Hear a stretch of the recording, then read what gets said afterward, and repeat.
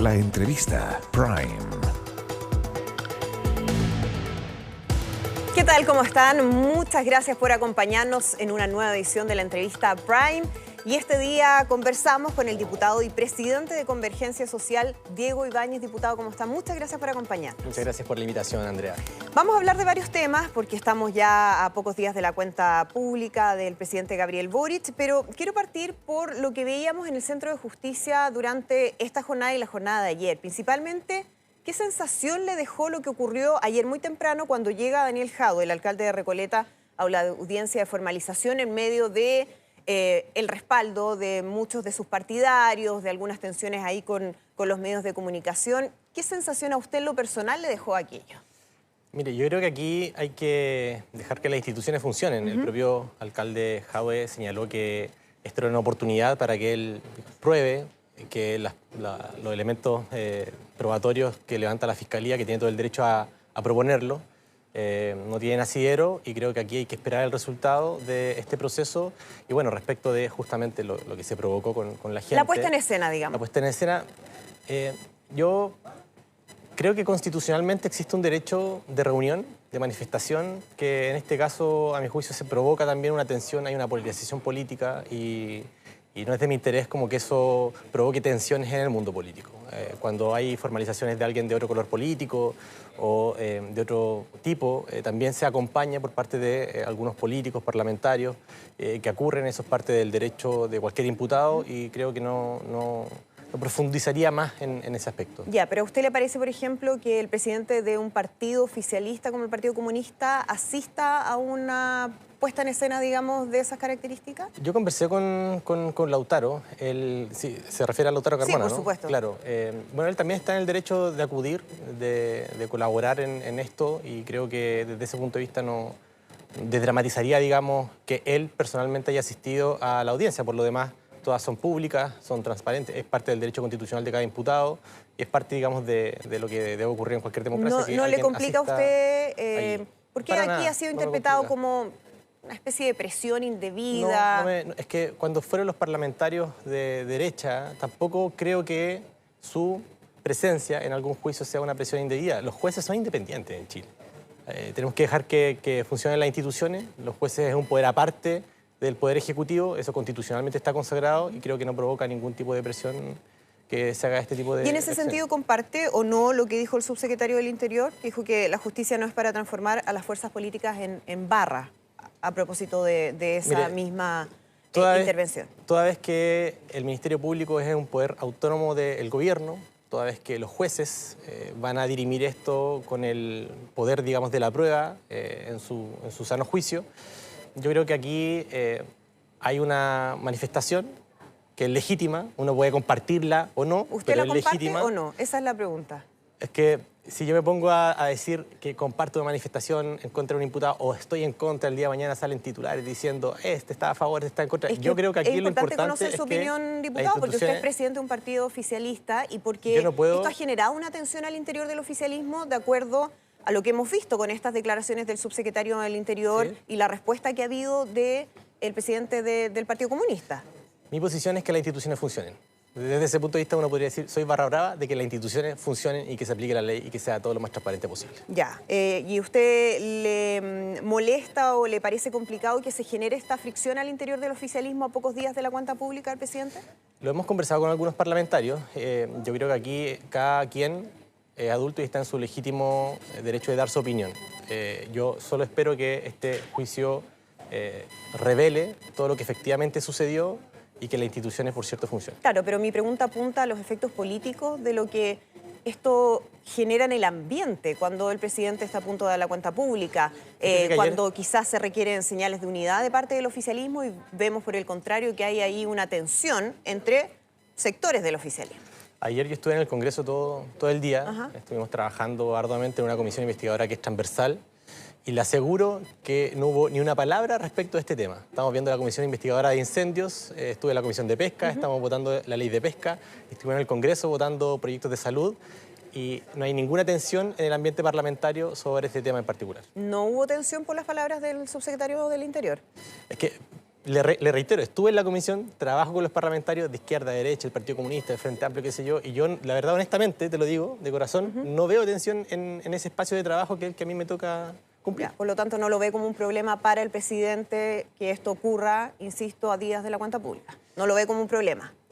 Si me está preguntando desde ese punto de vista, yo no veo que en el Congreso hayamos frenado proyectos de ley o dejemos de trabajar por este asunto que corre por un carril paralelo y que los poderes independientes del Ejecutivo tendrán que dirimir. Ya, hablemos de otro tema que ha estado muy en la discusión estos últimos días, que tiene que ver con su declaración respecto a un nuevo concepto que usted instaló, que es el antigabrielismo. Y usted hablaba de una nueva especie de ideología negacionista respecto a lo que está haciendo la oposición en el Congreso para evitar que avancen los proyectos o la agenda legislativa del gobierno. Con lo que hemos visto, con todas las reacciones que ha generado en la oposición, en el oficialismo, ¿usted sigue manteniendo esa idea o le parece que quizás el concepto no fue el mejor? Tuve una conversación política bien larga en un medio de comunicación sobre la forma de hacer política de Milei, de José Antonio Kast, de Bolsonaro, de Trump, que ahora ha sido declarado culpable de ciertos delitos, y de cómo se denota personalmente a una persona más allá de su idea política. Y la verdad que más allá del término, el fondo del asunto es que hay un sector de la ultraderecha en esa conversación que le dice que no al presidente porque lo dice el presidente. Ese es el fondo de la conversación. De hecho, conversé con la ministra Toá a propósito de las reacciones que se desarrollaron posteriormente. Ayer trabajamos junto a la Comisión Investigadora de Incendios y es una polémica totalmente artificial, digamos. Ella, cuando le preguntaron esto, estaba en un operativo policial en Tarapacá. Cuando se armó este debate, yo estaba en Quintero, Puchuncaví, hubieron 200 intoxicados, que poco se ha mostrado en los medios de comunicación. Eso es lo que yo creo que en realidad importa, más allá de un término usted que genera dice a una propósito ola de la reacciones declaración de la ministra que decía que le daba vergüenza y muchos interpretaron que tenía que ver con lo que usted había dicho, pero en realidad ella aclara que tiene que ver con el debate. Claro, lo conversamos y el diagnóstico es transversal en que este tipo de conversaciones, que son parte de un panel que en algún momento analizó a la ultraderecha o el votar en contra de todas las propuestas del gobierno, yo creo que la verdad no es muy fructífero. Ya, ahora, más allá de lo que generó, usted mantiene entonces ese concepto. Se lo pregunto porque no solamente hubo cuestionamientos desde la oposición, sino que desde el oficialismo, por ejemplo, el diputado Raúl Soto, que es PPD, dijo que una vez más usted demuestra su torpeza política de la cual ya nos ha acostumbrado y da cuenta de que no está a la altura de liderar el partido del presidente de la República. Si yo le dijera me retracto o estoy a favor y mantengo mi tesis, el día de mañana sale un titular diciendo esta persona mantiene su tesis y se sigue la ola de reacciones políticas. Diputado, el fondo del asunto yo creo que es finalmente otro. Pero no es importante aclararlo porque usted está muy preocupado de cuáles van a ser los titulares el día de mañana, pero me parece que la gente necesita una explicación respecto a sus declaraciones. Y ese es justamente el fondo del asunto. Yo creo que hoy día, en un contexto de polarización política extrema, donde se personaliza la crítica, solamente la semana pasada un parlamentario bajó 2 tweets por ataques personales que eran falsos.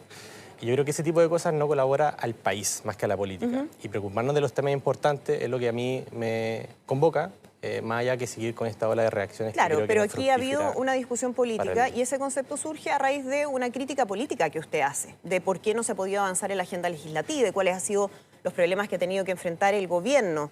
En ese sentido, cuando vemos que hay un diputado del oficialismo, de su sector, que dice que usted no está a la altura de dirigir el partido del presidente. Por eso yo no voy a entrar en ese tipo de polémicas con ese diputado en particular. A mí lo que me interesa es contribuir a que las reformas del gobierno avancen. Y si hay un sector que vota en contra de las 40 horas, en contra del royalty de la gran minería, en contra del aumento del sueldo mínimo, y se da un debate en torno a eso, cuando el presidente de ese partido que vota todo en contra le dice lo que le dijo al presidente Boric desde España. Estamos hablando del Partido Republicano. Así es. Yo no voy a entrar en debate con ese parlamentario, honestamente. No me interesa, digamos, contribuir a esa seguida de reacción. Ahora, el antigabrielismo del que usted hablaba, ¿es solamente del Partido Republicano, de toda la oposición? ¿Hay antigabrielismo en la propia izquierda? Insisto, yo creo que aquí hay un debate de fondo que es la negación del cambio, finalmente, que se propone por parte de un gobierno y que se vota constantemente y que no.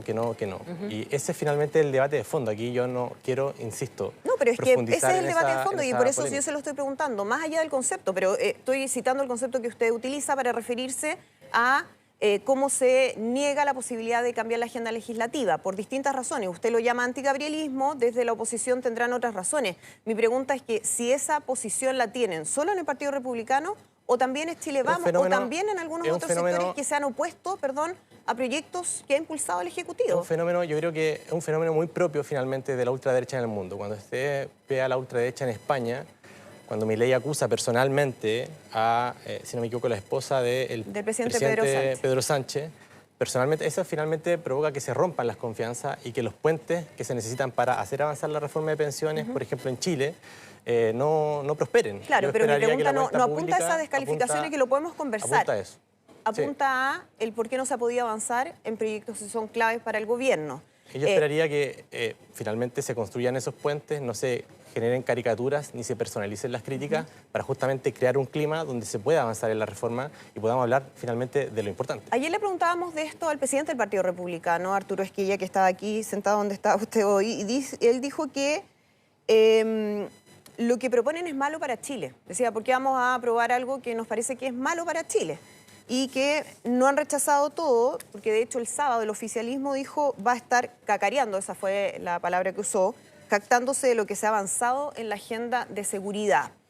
¿No hay un punto ahí? Es decir, ¿no es legítimo que la oposición no apruebe proyectos que no le parecen adecuados para el país?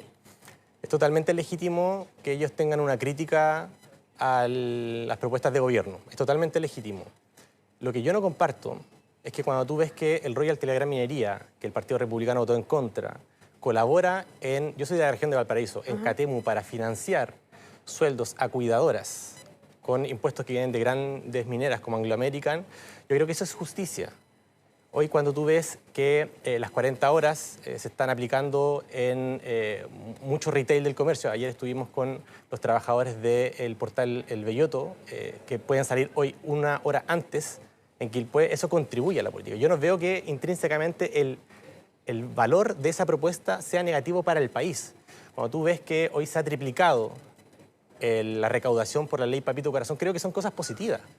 Avanzar hacia un Estado social y democrático de derecho al mismo tiempo que tú avanzas también en materia de seguridad, creo que es lo que corresponde y le hace bien al país. Claro, pero esa es su mirada. Contra, pero perdón, diputado, pero esa es su mirada, porque hay un sector que no está de acuerdo con avanzar hacia un Estado social demócrata de derecho. Claro, y es legítimo que lo planteen, pero mi crítica es que justamente le están negando con eso los beneficios a mucha gente. Es una crítica de fondo. Cuando tú ves que hay muchos privilegios concentrados y las propuestas que se levantan no se evalúan en su propio mérito, sino que simplemente se rechazan con fake news, se rechazan con campañas publicitarias a propósito de la reforma de pensiones. Yo creo que eso le hace mal al país. Y yo creo que hay que ser firme en defender justamente el valor en la evidencia de cómo mejora a fin de mes el bolsillo de la gente con este tipo de propuestas. Diputado, usted hablaba de mejorar el clima político. ¿Usted cree que hay alguna manera de mejorar el clima político? ¿Qué va a pasar, por ejemplo, el día sábado con la cuenta pública? Es una preocupación que usted tiene, dice, a propósito de lo que hemos estado viendo en el último tiempo, en la manera en que, la dinámica que ha tomado el Congreso. ¿Cómo se hace eso? ¿Cómo se puede avanzar? ¿Cree realmente que puede haber un cambio? Yo soy optimista en esto. Yo creo que la cuenta pública debe también ser un espacio de balances económicos. Pasamos del 14% de inflación al 4%, se han aprobado, han avanzado las leyes de seguridad y por otro lado hay una agenda robusta en materia social. Yo esperaría que también eso se tome en consideración por parte de la oposición, que tiene todo el derecho insisto, a establecer legítimas críticas, pero también es importante evaluar la política pública en base a la evidencia. Y yo esperaría que también este segundo tiempo de gobierno esos puentes existan. Me consta que hay muchas conversaciones sobre la reforma de pensiones. No es la misma reforma que ingresó al principio. Se han hecho múltiples observaciones recogiendo la mirada de la derecha y esperaría que también eso colabore a generar un clima y que, lo que a mí me interesa, que la reforma de pensiones, soy parte de la Comisión de Trabajo, salga adelante y se pueda aprobar. ¿Ve con preocupación que eso no ocurra? ¿Que no se logren destrabar los puntos donde no se ha podido avanzar o se ha podido llegar a un acuerdo y que una vez más tengamos un gobierno que no logra avanzar en una reforma? Veo con preocupación, porque finalmente, si es que no mejora la vida de la gente, lo que se denota es el espacio democrático como área para lograr acuerdos y finalmente ganan los populismos. Eso está ocurriendo en muchas partes del mundo y además bastante ayudados por campañas como por ejemplo la que están haciendo la AFP contra la reforma de pensiones. Que yo creo que es cuestionable éticamente que una AFP que recibe y administra fondos previsionales gaste miles de millones de pesos en campañas para justamente no hacer avanzar una reforma del gobierno, que uno puede tener muchas críticas, pero es una reforma que es necesaria y que lleva 10 años esperando que salga. Ahora, ¿qué le parece la respuesta del gobierno en ese sentido? Lo que hizo el gobierno con el spot, que también ha generado hartos cuestionamientos. Ahora, es un spot totalmente legal. Fíjese que la ley 19.896, en el artículo 3º, señala que es posible generar campañas informativas siempre y cuando se señale que se va a sujetar a una legislación que se va a aprobar en un futuro. Eso sale en lo que señaló la ministra Jara en el spot. Digamos. Sin embargo, la Contraloría decidió oficiar a Está muy bien. la CGGOV y al Ministerio de Trabajo por este spot. Está muy bien, tiene que hacer su trabajo. ¿Y qué significa eso? ¿Que usted cree que pese a lo que la Contraloría dice, el spot está bien? O sea, aquí tiene que haber un fallo respecto de la legalidad de este spot. Y finalmente lo que yo creo que va a primar es justamente el artículo 3 que permite informar respecto de un proyecto de ley siempre y cuando se señale que va a estar sujeto a la aprobación legislativa del Congreso y eso es lo que ocurre en este caso. Ahora, en este proyecto de ley, porque es un proyecto de ley, no es una ley que ya Así esté es. promulgada, ¿le parece que es un spot informativo? ¿No finalmente puede ser utilizado para fines políticos, entendiendo que lo que ahí se plantea es la mirada del gobierno y del oficialismo respecto a cómo debiera avanzar ese proyecto en el Congreso? ¿Es legítimo eso? Que es finalmente la mirada que tiene la OIT y que ha promovido en todos los países del mundo donde hay sistemas mixtos. Yo creo que eso no es desinformar. Eso yo creo que justamente cuando aparece un www.reformapensiones.cl sujeto a la aprobación del Congreso, yo creo que naturalmente la gente se tiene que informar y es parte de lo que establece la ley. Claro, pero no es solamente información, hay un punto de vista respecto a cómo debiera ser ese proyecto de reforma. Y es natural que tenga un punto de vista porque finalmente es algo que levanta el Ministerio del Trabajo de un presidente que se eligió democráticamente. Ahora, yo también quiero plantear un punto en esto, si me permite un minuto. No solo se vota en contra de toda propuesta de la reforma de pensiones, sino también, fíjate que el 2023, a propósito de las publicidades, las AFP gastaron 17.245 millones de pesos en publicidad. Esto lo señalo porque están los datos, y usted lo puede ver en la Superintendencia de Pensiones, en la página, que se gastaron 17.245 millones en publicidad. Y uno comienza a revisar, hicimos el trabajo, nos dimos la pega, AFP Provida gasta 3.600 millones de pesos, AFP Modelo gasta 3.300 millones de pesos, AFP Habitat gasta 3.200 millones de pesos, AFP Capital gasta 2.500 millones de pesos. Todo eso es equivalente a 120.000 pensiones promedio. Y yo me pregunto, ¿desde cuándo el rol de las AFP es hacer publicidad y no pagar mejores pensiones? Cuando las AFP administran sus fondos previsionales, mis fondos previsionales y los fondos previsionales que está la gente, digamos, en la casa mirando. Y eso justamente... Esos dineros que uno puede estar de acuerdo o no, cuestionar o no respecto a los montos y a la utilización, pero esos no son los dineros de cada uno de nosotros en términos de que no son lo que está siendo parte de la capitalización individual. Va por otro lado. Eso es justamente lo que oficiamos, porque no se sabe. Finalmente, cuando la AFP administra tu fondo previsional, yo insisto, la pregunta que cabe hacerse acá es ¿cuál es el rol de las AFP en la sociedad? ¿Pagar mejores pensiones o gastar 17.245 millones en publicidad? Eso tendrá que dirimirlo el oficio de fiscalización que colocamos en la Superintendencia de Pensiones. Presentan ese oficio es porque ven algo irregular. Yo creo que aquí hay algo que no es ético. Cuando tú te das cuenta que puedes tener muchas críticas a la reforma de pensiones, pero finalmente te das cuenta que el sistema de pensiones prefiere gastar esta cantidad de dinero en publicidad, que es política finalmente, porque plantea una posición contra la reforma del gobierno, en vez de pagar mejores pensiones, es porque aquí tenemos un problema. Eso yo creo que la ciudadanía tiene que saberlo. ¿No es la misma crítica que se le hacía justamente al spot del gobierno de gastar dinero en algo que podría ser utilizado para otra cosa? Tú no puedes comparar 47 millones de pesos con 17.245 pero digo, millones de pesos. En términos de la utilización de recursos, pero en este caso, a diferencia de la AFP, en este caso, en el del spot del gobierno, son públicos para fines de publicidad. Algunos lo consideran que va más allá de lo informativo, sino que tiene que ver con una especie de publicidad del gobierno respecto a cuál es su propuesta. Yo creo que tiene el derecho, insisto, el gobierno en función del artículo 3 de la ley 19.896 de difundir sus propuestas programáticas de cara a la ciudadanía para que justamente las fake news que se financian con 17.245 millones de pesos el año 2023 no calen tan profundo en la ciudadanía. Diputado, usted me decía que ve con preocupación lo que pueda pasar con esta reforma, es decir, que no pueda lograrse el objetivo de sacar una reforma al sistema de pensiones una vez más. Sabemos que llevamos varios gobiernos 10 en años. esto. Hace algunos días la alcaldesa de Providencia, futura candidata presidencial, Evelyn Matei, decía que este parece ser un tema que ya no es prioritario para los chilenos. ¿Qué le parece? ¿La reforma de pensiones?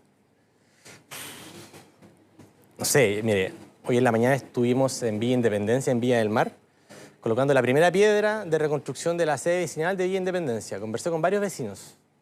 Me preguntaron, oiga, ya, pues, ¿cuándo va a salir la reforma de pensiones? Mi jubilación es una miseria. O sea, yo de verdad creo que pensar que la jubilación digna no es una prioridad para los chilenos, me parece que no es real. Decía que las encuestas muestran que la preocupación de la gente va por otro lado. Por ejemplo, la agenda de seguridad. O sea, naturalmente, también la seguridad es una prioridad. Ya, pero ¿a usted le parece entonces que sigue siendo la reforma en las pensiones o debiera seguir siendo una prioridad número uno en términos legislativos para poder cerrarlo dentro de lo que queda del gobierno del presidente La Cámara de Boric? Diputados se divide en varias comisiones y las cosas avanzan en paralelo. Yo no puedo decirle a la ciudadanía, a usted que me está mirando, elija entre un carabinero más o una pensión digna. No puedo hacer eso, tengo que hacer avanzar la agenda en paralelo. ¿Y usted cree que va a ser posible? Porque hay varios desafíos por delante. Estamos trabajando en eso. La agenda de seguridad, la agenda económica, está pendiente el pacto fiscal, la reforma de pensiones. Estamos trabajando en eso. ¿Usted cree que se va a lograr? Estamos trabajando en eso. Llevamos varias normas de seguridad aprobadas. Ya salió la reforma de pensiones de la Cámara de Diputados. Ahora es el turno del Senado. Hacemos un llamado allí a construir puentes, a llegar a acuerdos. Estamos avanzando en eso. Claro, pero yo sé que se está trabajando en eso, pero lo mismo se decía hace años y no se logró avanzar en aquello. Usted siendo realista, hablemos aquí desde la mirada de realismo político, ¿usted cree que realmente se va a lograr cuando no hay acuerdo, por ejemplo, a dónde debiera ser o dónde debiera ir ese 6% de capitalización adicional que está incorporado en la reforma? Si le dijera que no tengo ninguna esperanza y tiraría la esponja acá en la tele y no daría la pelea allá en el Congreso, ¿para qué me metí al Congreso? Yo soy un optimista y creo que vamos a terminar con una reforma de pensiones y espero que el Senado esté a la altura, que llegue a un acuerdo y que pese a las legítimas diferencias podamos poner en el centro lo importante, que es evaluar cuál propuesta eleva más la pensión de los chilenos y las chilenas que nos están mirando. ¿Cuánto tiene que ver esto con el fallido proyecto de nueva Constitución? Usted en algún momento lo dijo, que el triunfo en el fondo, del rechazo del texto constitucional, perdón, del segundo, ¿no? Del segundo texto constitucional, de alguna manera estaba amarrado a lo que iba a ser la agenda legislativa del gobierno. No recuerdo haber dicho eso. ¿Qué es lo que dijo? Pero se refirió a eso. Recuerdo Quizás haber no lo dicho estoy algún diciendo en esas análisis... palabras, pero sí había una vinculación que usted hacía respecto a los dos... No recuerdo haber hecho una vinculación de los dos proyectos en esa materia. No de los proyectos, estoy hablando más en general de la agenda legislativa del gobierno. Por eso yo creo que no creo que haya hecho yo una vinculación respecto del proceso constituyente. De hecho, al contrario, yo soy partidario de que avance la agenda legislativa, incluso en paralelo a los procesos constituyentes que se vivieron hace 2 años atrás. O sea, pese a lo que pasó, ¿usted cree que el gobierno tiene la capacidad de sacar adelante? Fíjese que si yo dijera a todos los chilenos, porque fracasó el proceso constituyente, entonces nos vamos a quedar estancados y no vamos a tener una reforma de las pensiones, no puedo decir eso. Sería una desesperanza que yo no quiero sembrar en quien hoy día reciben pensiones de miseria. Fíjese que la principal población que hoy, por no poder pagar sus remedios, por no poder atenderse dignamente, la principal población en suicidios son los mayores de 70 años, son los que reciben una pensión de miseria. No puedo comunicar eso. O sea, yo necesito avanzar y luchar por lo justo. Y en este caso, creo que una reforma de pensiones que suba las jubilaciones es lo justo. Diputado Diego Ibáñez, acá tengo la declaración. Un triunfo de la favor sería un retroceso para la agenda que ha propuesto el gobierno. Un triunfo de la favor, efectivamente. Y entonces, pues, no es que no lo haya dicho. De hecho, no, pero la vinculación con justamente el segundo proceso constituyente... Eso es lo que le estaba preguntando. Que nos enfrascamos también en bases constitucionales donde, ojo, se respetaba el Estado social y democrático de derecho, que es justamente lo que estamos empujando en materia legislativa, era una gran oportunidad. Y la mayoría de republicanos lo mandó por la borda. Y finalmente, el que se jodan, lamentablemente, mandó por la borda un proceso que podía haber terminado en un buen... Por eso yo le insistía en la pregunta. En un buen término. No está equivocada. Y la Usted reforma sí de lo pensiones, dijo que un triunfo de la favor sería un retroceso para la agenda que ha propuesto el gobierno. De hecho, eso generó muchos cuestionamientos de pero quienes no por decían eso dejamos, está amarrando el resultado del plebiscito a lo que pueda hacer el gobierno en los años que vienen. Pero no por eso dejamos de empujar las reformas del gobierno. Ese es el punto. Pero es más difícil. Más difícil, más fácil. No por eso uno deja de empujar sus ideas en el Parlamento. Nosotros somos parlamentarios, no éramos constituyentes. Yo no soy constituyente. Me eligió la gente para representar el distrito de la región de Valparaíso. Claro, usted decía que era una derrota para la reforma del gobierno que quiere mejorar la distribución de la riqueza. Segundo proceso constituyente era otra cosa. Ya, pero lo dijo. Perdón, diputado, pero déjeme hacer el punto, porque usted dijo que jamás había dicho nada en relación a eso. Andrea, me preguntaste por el segundo proceso constituyente. Sí, yo no asocié el segundo proceso constituyente. De hecho, el proceso constituyente fracasó el segundo proceso. Por eso, los dos fracasaron y usted se refería a lo del plebiscito en el segundo proceso. ¿Qué más debiera priorizar el presidente Gabriel Boric o qué debiéramos conocer este día sábado en la cuenta pública? Se ha generado también mucha expectativa respecto al CAE. ¿Debiera haber un anuncio concreto después de todo lo que se ha discutido y se ha polemizado sobre cuál va a ser la solución, como llamó la ministra Toá, del gobierno frente a este tema? Yo creo que ya lo han anunciado el ministro Mario Marcel. De hecho, lo dijo el año pasado cuando salimos de la ley de presupuesto, que iba a haber una propuesta en septiembre de este año. Los detalles los vamos a conocer en septiembre. Naturalmente, la agenda, si es que implica la proposición de un proyecto de ley, tendrá que ser anunciado en la cuenta pública esa proposición, pero el detalle lo vamos a conocer en septiembre. Ya, pero debiera adelantarse algo, a su juicio. No, yo creo que no. Yo creo que el debate que se va a dar en específico en la Comisión de Educación, en la Cámara de Diputados, lo vamos a ver en septiembre. Naturalmente, hay que tener una solución al problema del desfalco de 8 billones de pesos que ha perdido el Estado pagando por mora y además en intereses bancarios. Yo creo que esa plata debiese ir destinada a otras cosas, como por ejemplo, o sea, la escuela Barros Luco en Valparaíso, que lleva 14 años esperando ser financiada y que necesita 6.000 millones de pesos. Pero que ese dinero se puede gastar de mejor forma si tenemos una propuesta justamente para la mora del CAE. Diputado, pero no es un error político haber hecho un anuncio o haber levantado nuevamente el tema del CAE cuando estamos a meses de que conozcamos ese proyecto que va a ingresar en septiembre, porque aquí entonces se empieza a especular de qué sería exactamente cómo se va a financiar, y surgen críticas a lo que el gobierno va a hacer, pese a que todavía no sabemos qué es lo que va a hacer. Creo que en política siempre van a haber críticas para llevar acá. Aquí lo cierto es que el ministro Mario Marcel el año pasado anunció un proyecto en septiembre y esperaremos los detalles y trabajaremos porque esa propuesta salga también lo antes posible cuando ingrese al Parlamento. Perfecto. Diputado Diego Ibáñez, muchísimas gracias por acompañarnos. Muchas gracias a ti por la invitación. Nos despedimos de esta edición de la entrevista Prime. Muchísimas gracias por acompañarnos. Sigan con más noticias en nuestro canal Mega Noticias ahora. Que estén muy bien.